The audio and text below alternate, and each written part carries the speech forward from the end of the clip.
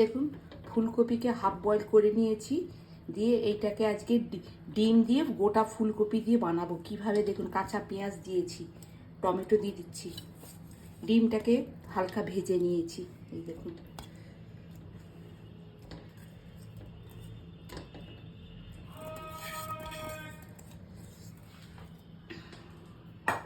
আর এটা হচ্ছে মেন হবে ধনে পাতা বাটা দিয়ে।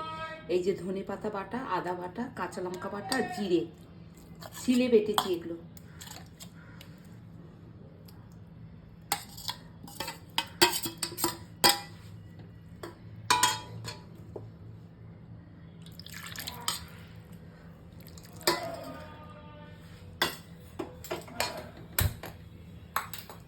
এবার ওপর থেকে দেব এই রসুন ভেজে রেখেছি খালি তেলের মধ্যে, দেখুন এই যে এইটা ওপর থেকে দেব, আর কিচ্ছু দেব না।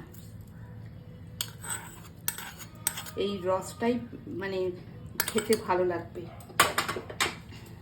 এটা পুরোনো দিনের হারিয়ে যাবার রান্না। এই তেলটা একটু ধুয়ে দিই, ব্যাস।